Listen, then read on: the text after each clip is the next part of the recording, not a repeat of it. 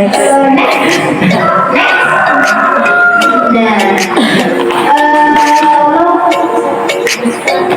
Nggak apa-apa. Ini kita membuatkan kesepakatan bersama. Bagaimana diskusi ini agar berjalan dengan lancar. Lalu kita menuliskan kesepakatannya bersama. Nah, agar seminar kita ini berjalan lancar, bagaimana cara kita membuat komunitas ini kondusif? Yang pertama apa? Berikut. Nah, betul. Datang tepat waktu. Silakan. Ditulis Bu. Catat. Ya,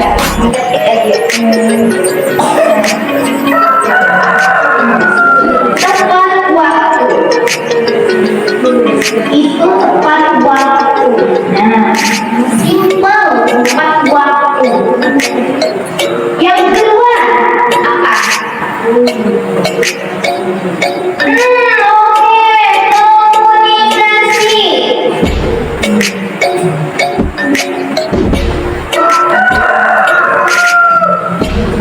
Yang ketiga, interaksi sama dengan komunikasi. Kompak. Oke, kolaborasi.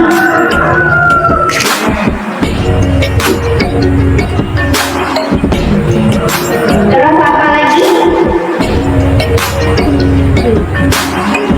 Ayo. Nah, apa lagi?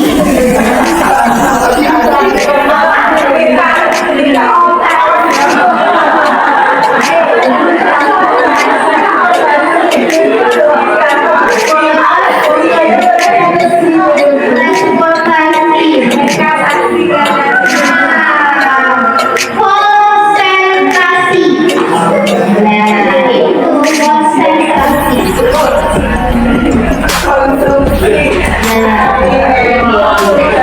Nah, sudah ya. Ini kesepakatan kita bersama. Yang pertama, tepat waktu. Yang kedua, komunikasi. Yang ketiga, kolaborasi. Kerjasama kita. Bukan saya saja nanti, tapi kita semuanya. Terus konsentrasi. Nah, itu. Coba tepuk satu, tepuk dua, tepuk tiga, dua. Nah, oke.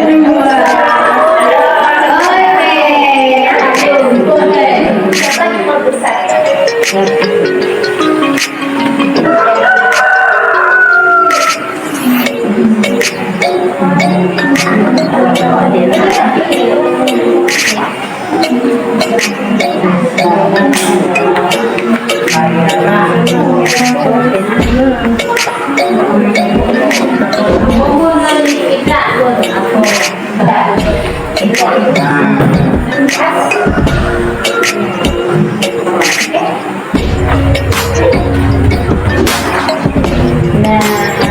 Oke, yang pertama yaitu konsep utama modul budaya positif.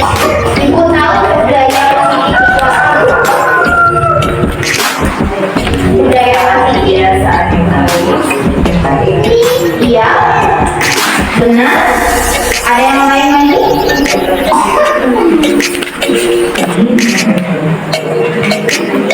Nah, iya. Konsep utama model budaya positif ini adalah perilaku-perilaku pembelajaran yang positif yang baik. Nah, selanjutnya, yang pertama di dalam modul 1.4 ini, pertama pembelajaran dengan paradigma baru. Yang kedua, disiplin positif. Nah, itu disiplin positif nanti kita bahas ya. Yang ketiga,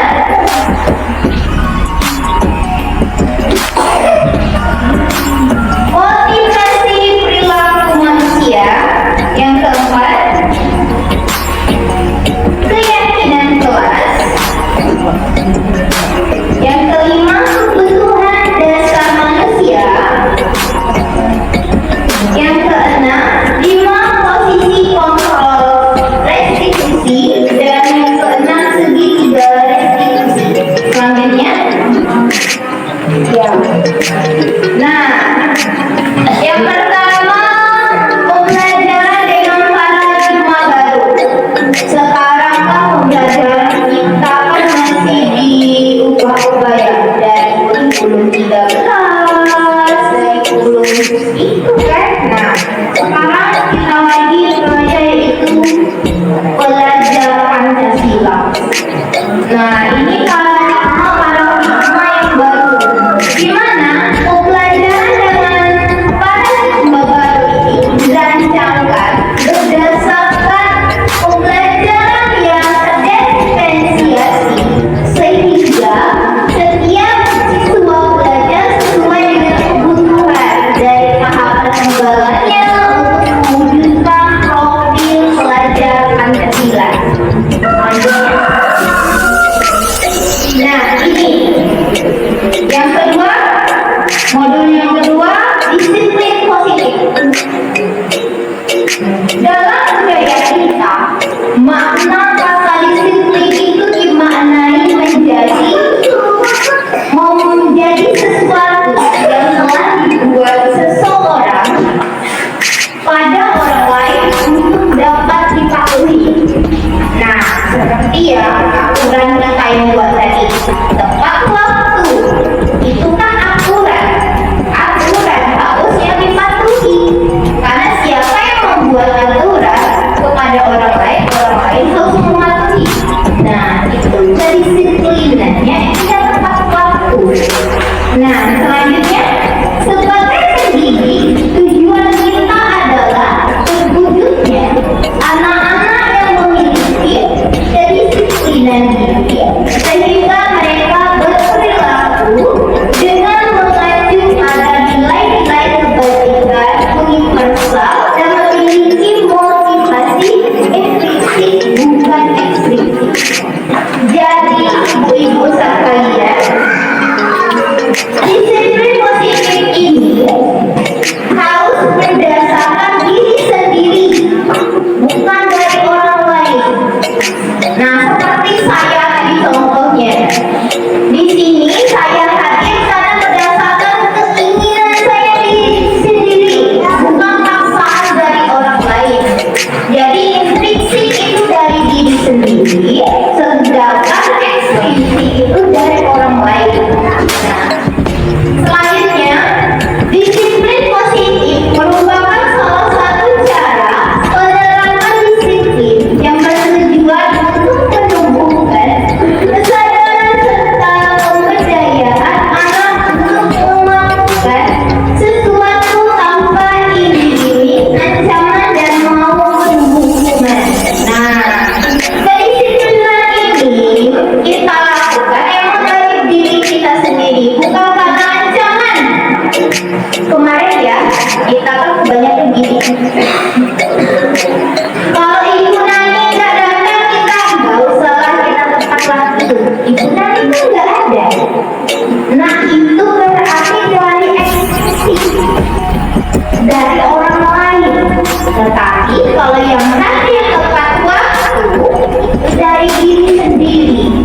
Nah, nilai kebajikan inilah yang kita harus terapkan pada diri kita sendiri maupun anak didik kita. Ibu-ibu, jika kita ingin mengajak orang lain menjadi disiplin, diri kita dulu harus disiplin. Jika kita tidak disiplin, untuk apa kita memotivasi orang? Sia-sia kan? Ibarat itu seperti lilin. Kita memberikan cahaya kepada orang lain, tapi kita menghancurkan tubuh kita sendiri. Nah, selanjutnya, motivasi perilaku manusia, menghindari ketidaknyamanan atau hukuman. Yang kedua, nah lanjut, murid melakukan disiplin diri karena takut mendapatkan hukuman. Ini dinamakan motivasi intrinsik dari luar ya. Selanjutnya, mendapatkan imbalan atau penghargaan dari orang lain. Nah, murid melakukan disiplin diri karena ingin mendapatkan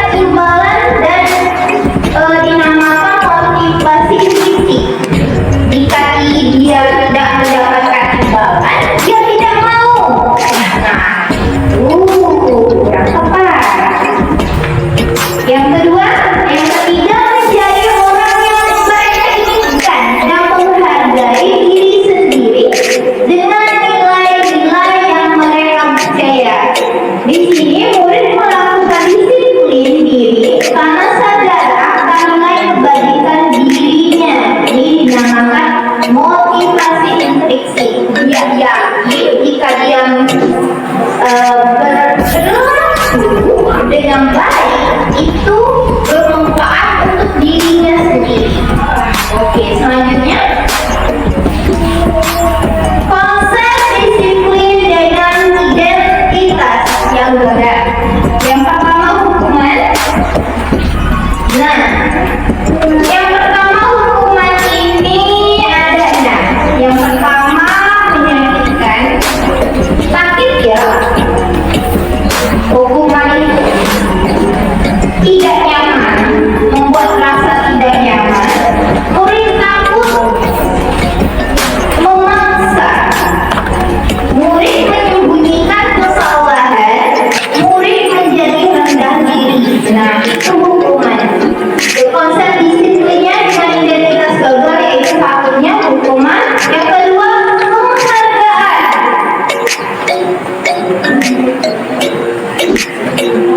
Tidak efektif, merusak hubungan sifat dan diri. Karena apa? Orang lain mendapat penghargaan, kita tidak. Padahal kita merasa kemampuan kita bisa. Itu memunculkan rasa iri dan dengki. Mematikan realitas pada diri. Karena apa? Ada sebuah contoh yang misalnya majalah itu sudah mengatakan dia membuat pertemuan-pertemuan buat majalah. Nah, tetapi dia tetap digaji. Baik itu buruk, hasilnya tetap dia digaji. Dia sudah mengira bahwa tanpa bagus pun dia tetap bergaji. Tetapi berbeda orang yang tanpa penghargaan, dia akan termotivasi untuk membuat perubahan. Itu salah satunya berarti penghargaan itu mempengaruhi dan mematikan kreativitas kita. Selanjutnya menghukum dengan sistem ranking. Ternyata kalau ranking itu secara tidak langsung membuka kita dengan anak-anak yang lainnya. Terus merampas hak menghargai dirinya. Selanjutnya konsekuensi.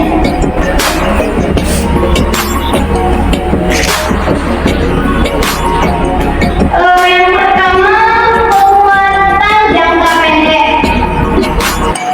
Yang kedua perlu monitoring berkelanjutan, memberikan stimulus, murid menghormati peraturan dan kehilangan waktu untuk merenungi kesalahan. Selanjutnya restitusi.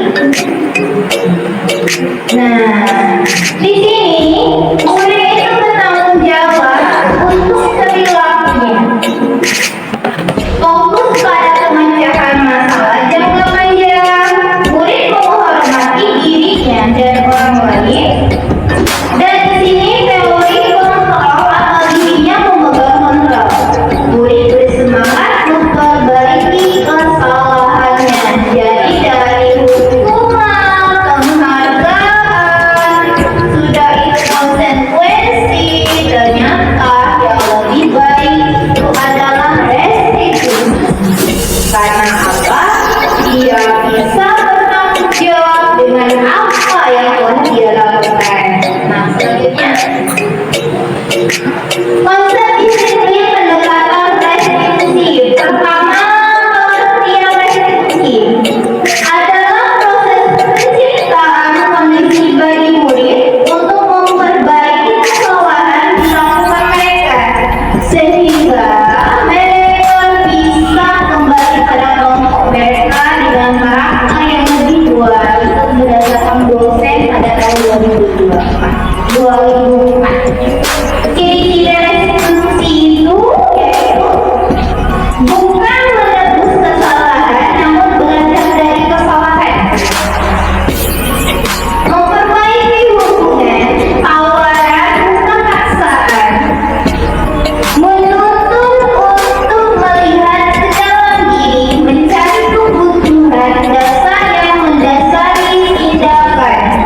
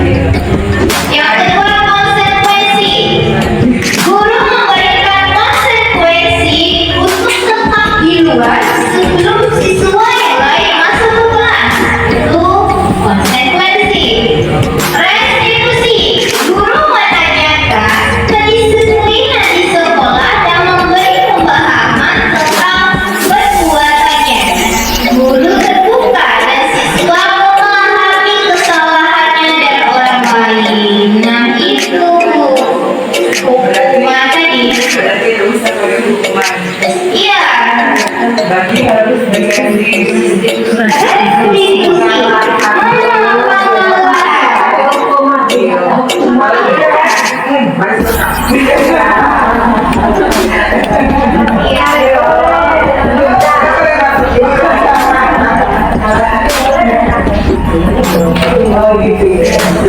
Ancaman. Iya.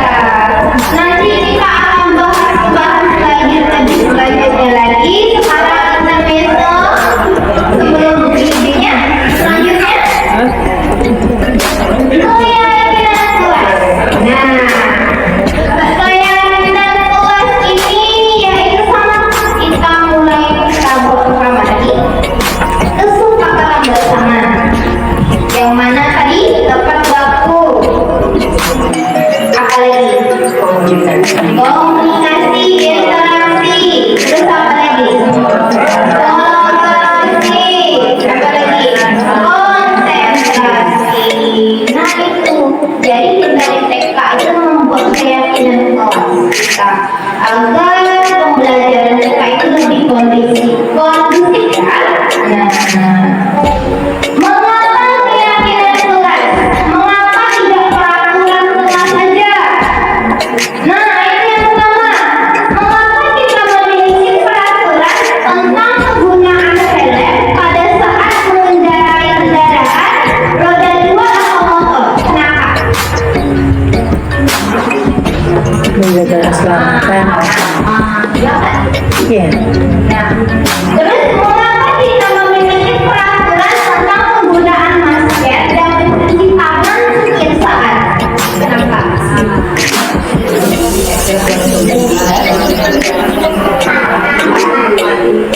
Nah, itu.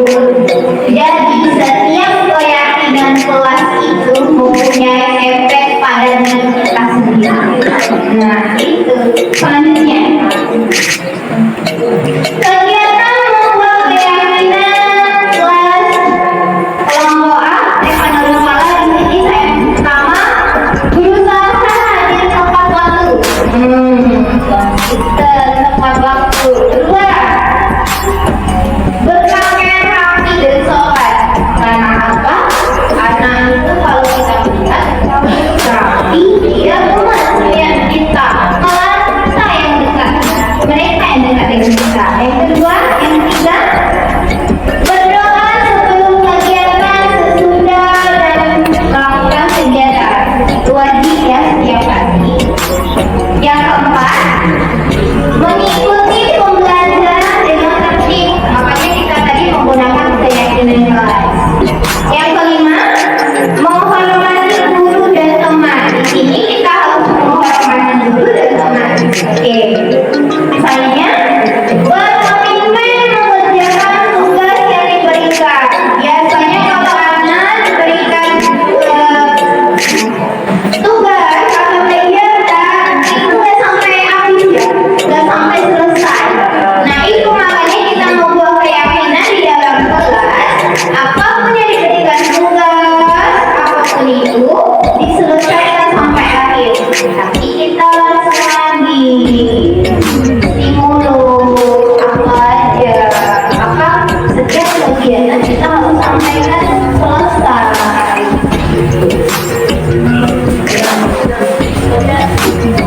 Nah, explain lagi.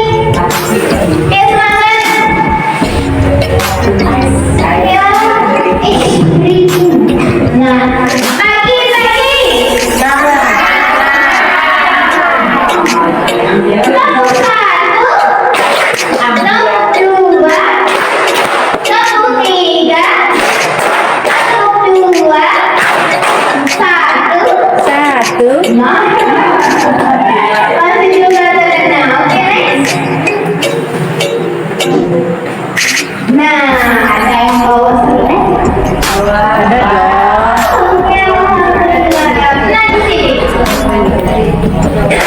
Buatlah satu kelompok yang terdiri dari 3 orang, yang mana 2 orang di depan akan menutup mata menggunakan serbet, dan 1 orang yang di belakang akan memberikan arahan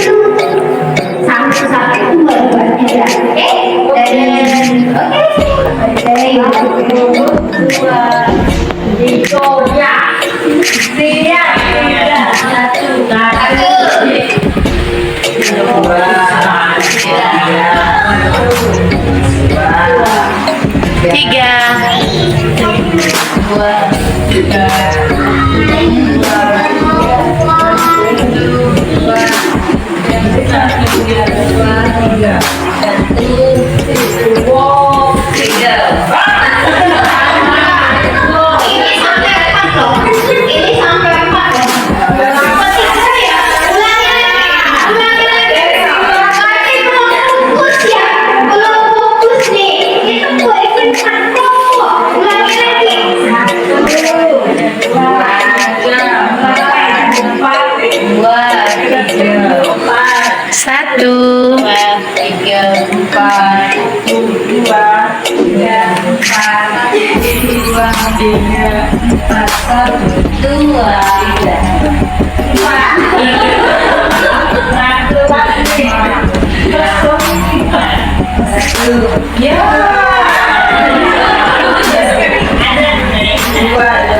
Oke, silakan yang 1 sama 1, 2 sama 2 sama 3.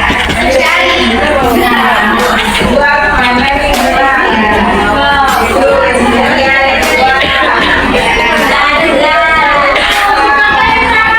Tapi sepertinya khusus kamera-kamera diberikan kelebihan. Kayak mereka. Oke, siap. Ya, kameramen. Siapa yang melengkapi tadi?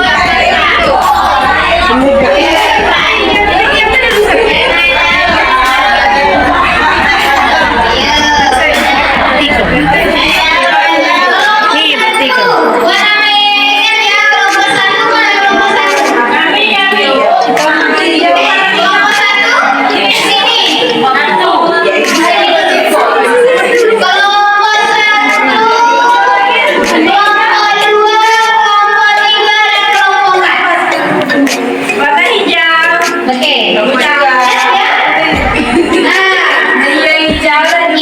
Ini kan ada beberapa bola nih. Ada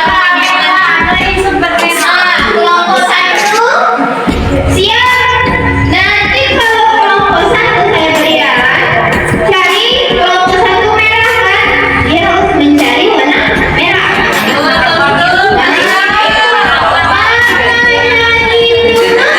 Nanti kalau sama. Hanya orang yang ketiga yang di belakang itu yang dibuka matanya.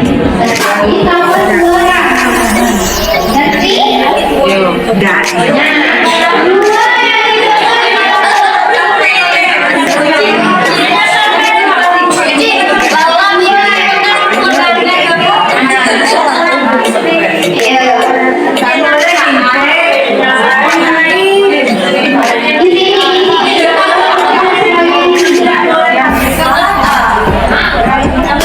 Dan kalau Iya.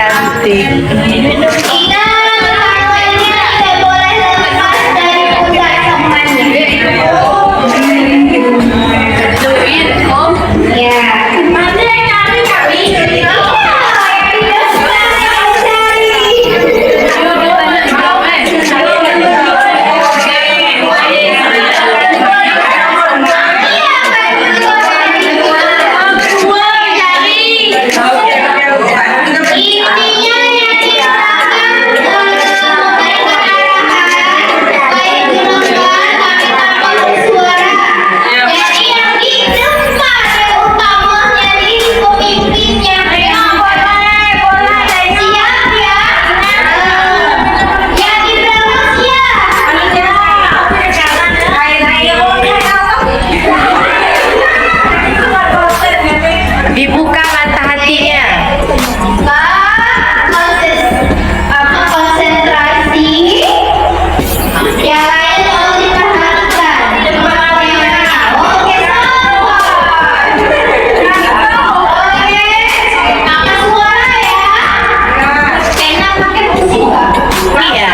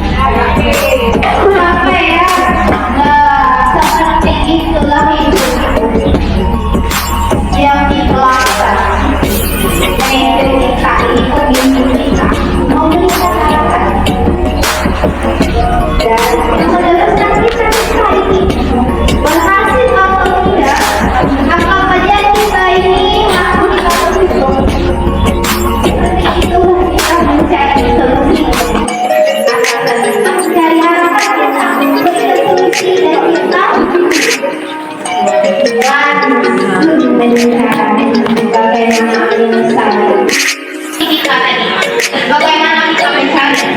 Nah itu usaha kita nih. Kalau usaha kita tertutup, kita harus mencari warna. Maka dari itu kita bertahan hidupnya. Nah, terus yang kedua kasih sayang dan rasa terima.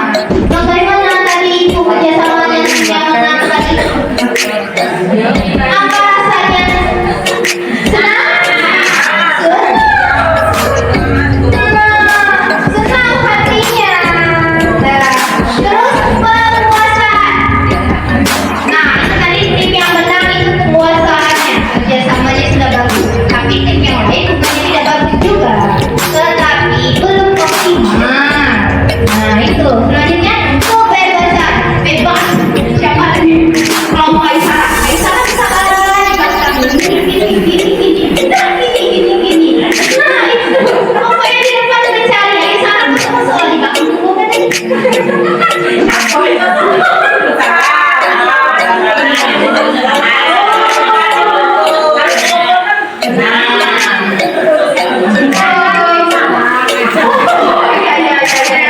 Selanjutnya, 5 posisi kontrol restitusi. Yang pertama, hukum. Nah, hukum ini bisa dilakukan oleh orang tua, oleh guru dan di sekolah juga sering. Itu membuat rasa bersalah. Jika kita membuat rasa bersalah kepada anak kita atau anak sendiri, teman. Misalnya, pemantau, pembimbing, dan manajer pengatur. Nah, ini manajer tadi yang di belakang. Itu manajernya di belakang. Terus yang pemantau nomor 2. Nah, yang maju ke depan tadi. Lanjut. 5 posisi kontrol restitusi kasus ya. Siswa tidak mau berbagi mainan bersama siswa lainnya. Nah, di sini. Lanjut. Penghukum. Kata-katanya pertama, kamu selalu saja tidak mau berbagi mainan bersama temanmu. Nah, itu kata penghukum. Kedua, membuat rasa bersalah. Berapa kali ibu harus memberitahu kamu, ibu kecewa sama kamu. Nah, itu rasa bersalah. Teman, ayolah anak ibu bermainnya berbagi ya. Buat ibu bangga karena kamu dapat berbagi bersama teman. Pemantau, apa yang telah kamu lakukan? Refleksi apa yang telah dilakukan. Manajer, apa kamu tahu kesalahanmu? Kira-kira bagaimana kamu memperbaiki kesalahan ini? Nah, bagaimana tadi kita bermain ini tadi? Kita kan tahu kan bagaimana kelompok lain bisa dapat juara, kita tidak. Bagaimana? Nah, itu posisi manajernya. Selanjutnya, nah, segitiga restitusi. Yang pertama, The Bluetooth device is connected successfully. halo. Menstabilkan intensitas. Yang kedua, validasi tindakan yang salah. Yang ketiga, menanyakan keyakinan. Menstabilitas intensitas itu seperti contohnya, jika anak membuat salah, kita meyakinkan kepada anak itu bahwa diri kita juga pernah melakukan kesalahan, tetapi jangan takut untuk berubah. Terus validasi tindakan yang salah, apa yang dilakukan anak itu kita telusuri dulu. Terus menanyakan keyakinan. Nah, seperti di dalam kelas kan, keyakinan apa yang kita tetapkan? Seperti tadi tepat waktu. Jadi kita harus datang tepat waktu. Selanjutnya, dalam penerapan disiplin positif, hendaknya guru memiliki standar kepribadian profesional dan sosial yang baik, di mana guru mampu berefleksi pada posisi kontrolnya. Saat ini bagaimana menjalani dirinya sebagai seorang anak atau posisi manajer yang menuntut murid-murid menjadi insan yang mandiri, merdeka, dan bertanggung jawab. Jadi kita ini sebagai manajer, bagaimana kita menstabilitas identitas kita tadi, mencari kesalahannya, apa solusinya, dan meyakinkan apa yang telah disepakati.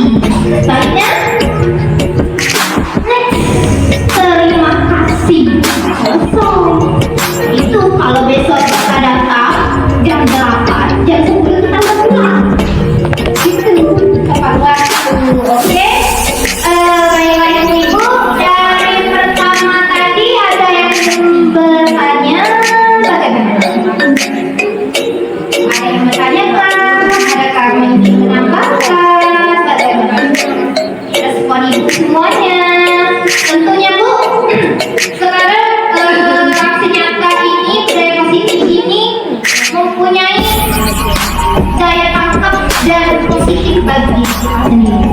Bukan di orang lain, tapi diri kita sendiri. Ada nggak pilar psikisnya? Nanti kita terapkan pada diri kita maupun orang lain.